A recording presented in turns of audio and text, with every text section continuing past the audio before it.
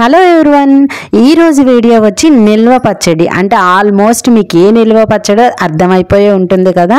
అదేనండి మనం చేయబోయే నిల్వ పచ్చడి ఉసిరికాయ పచ్చడి. చాలా టేస్ట్గా ఉంటుంది. అలాగే చేయడం రాని వాళ్ళు, అంటే ఇప్పటి వరకు ఈ పచ్చడి పెట్టలేని వాళ్ళు కూడా సింపుల్గా చేసుకునే పద్ధతిలో చేస్తున్నాను చూడండి. దీనికోసం అయితే నేను ఇక్కడ ఉసిరికాయలని, ఫ్రెష్ ఉసిరికాయలని తీసుకొని మంచిగా వాష్ చేసి క్లీన్ చేసుకోవాలి. క్లాత్తో తడి లేకుండా పక్కన పెట్టుకోవాలి. ఇప్పుడు ఒక పెనం పెట్టి దాంట్లో ఒక 2 స్పూన్స్ వరకు కూడా మెంతులు, 3 స్పూన్స్ వరకు ఆవాలను కూడా వేసుకొని వీటిని బాగా మంచి కలర్ వచ్చి అలాగే మంచి స్మెల్ వచ్చేంత వరకు, చిటపటలు ఆడేంత వరకు కూడా వీటిని బాగా ఫ్రై చేసుకోవాలి. ఇవి ఫ్రై అయిన తర్వాత దీన్ని అయితే పక్కన పెట్టుకుందాం. అంటే ఫ్రై అయిన తర్వాత దీన్ని ఫస్ట్గా మిక్సీ చేసి పౌడర్ చేసి అయితే పక్కన పెట్టుకోవాలి. అయితే మీకు దీంట్లో ఉసిరికాయలో ఉండే హెల్త్ బెనిఫిట్స్ గురించి మాట్లాడుకుందామండి. ఇది చాలా బెస్ట్ అని చెప్పుకోవచ్చు. డైలీ కనుక మనం ఒక ఉసిరికాయను తీసుకుంటే చర్మం అనేది ముడతలు పడకుండా ఉంటుంది, యవ్వనంగా కనిపిస్తారు.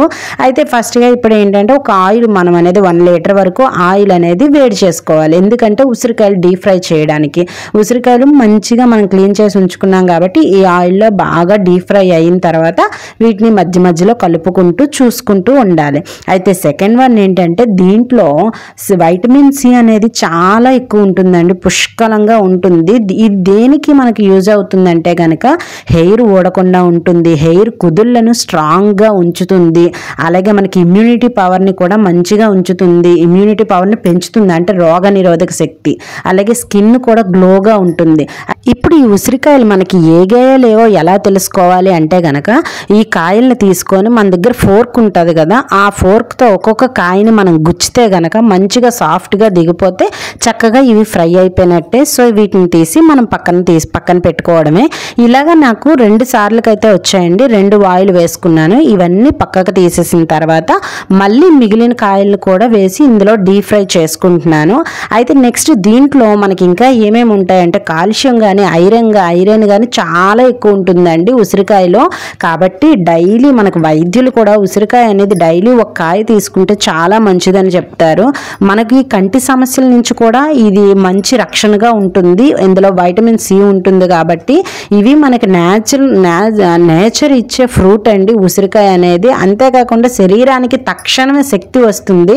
ఎముకలు, దంతాలు, మన చేతుకున్న కాళ్ళకున్న గోళ్ళు కానీ ఇవన్నీ కూడా హెల్తీగా ఉంటాయి. మరి ఇన్ని హెల్త్ బెనిఫిట్స్ ఉన్న ఉసిరికాయని మనం సంవత్సరం అంతా కూడా తినాలి అని అంటే కనుక మనం ఇలా పచ్చడి పెట్టుకొని నిలవ ఉంచుకుంటే కనుక సూపర్గా ఉంటుందండి. అయితే దీనికోసం ఇప్పుడు ఈ సీజన్లోని ఇంకా లాస్ట్ అండి, ఇది ఉసిరికాయల సీజన్ లాస్ట్ అవుతుంది కాబట్టి ఇప్పుడు మీరు తీసుకొని పచ్చడి అయితే పెట్టుకోవచ్చు.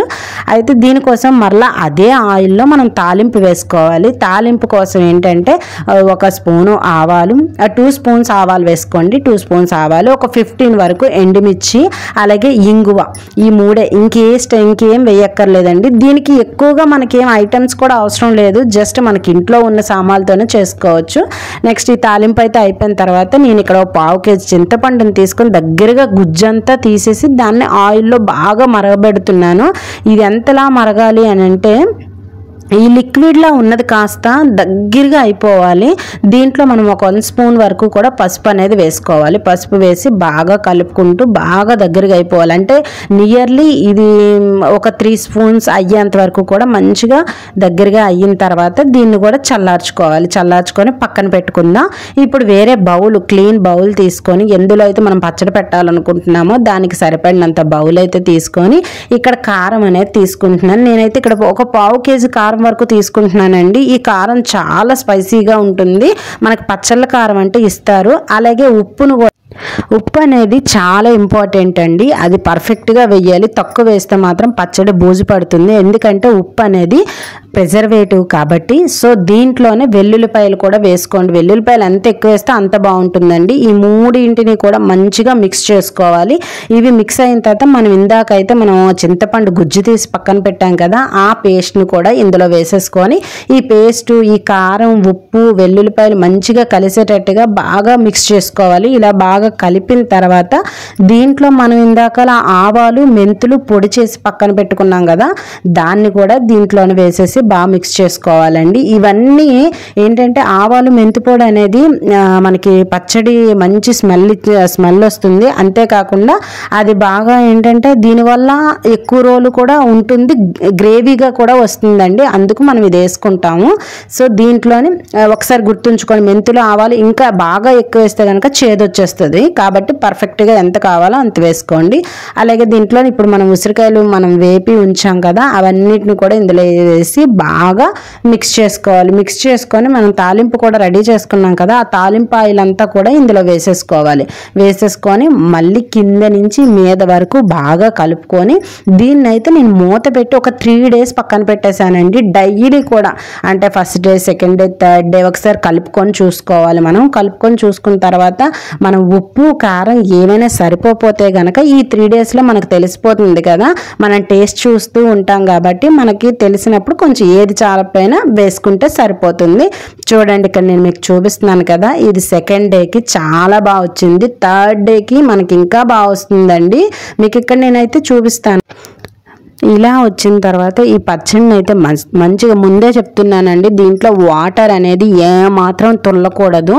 మీరు జాగ్రత్తగా దీన్ని కలుపుకోవాలి. అంతేకాకుండా దీంట్లో సాల్ట్ అనేది పర్ఫెక్ట్గా ఉండాలి. అలాగే వాటర్ అనేది తగలకూడదు. అలా ఉండేటప్పుడే పచ్చడి మనకి సంవత్సరం అయినా పాడవకుండా ఉంటుంది. మనకి 5th డేని కూడా చూడండి పచ్చడి ఎంత మంచిగా వస్తుందో. తర్వాత దీన్ని ఒక స్టోర్ చేసుకొని మనం పక్కన పెట్టేసుకోవచ్చు. ఇలాంటి మరెన్నో సింపుల్ రెసిపీస్ కోసం మన ఛానల్ అయితే సబ్స్క్రైబ్ చేసుకోండి. సబ్స్క్రైబ్ చేసుకోవడం వల్ల ప్రతిదీ నోటిఫికేషన్లో వస్తుంది.